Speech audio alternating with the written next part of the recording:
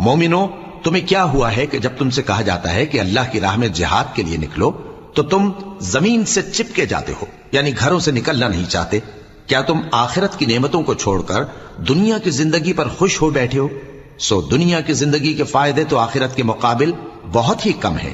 اگر تم نہ نکلو گے تو اللہ تم کو بڑی تکلیف کا عذاب دے گا اور تمہاری جگہ اور لوگ پیدا کر دے گا اور تم اس کو کچھ نقصان نہ پہنچا سکو گے، اور اللہ ہر چیز پر قدرت رکھتا ہے۔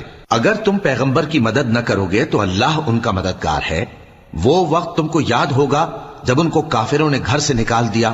اس وقت دو ہی شخص تھے، جن میں ایک ابو بکر رضی اللہ تعالی عنہ تھے، دوسرے ہمارے پیغمبر صلی اللہ علیہ وآلہ وسلم۔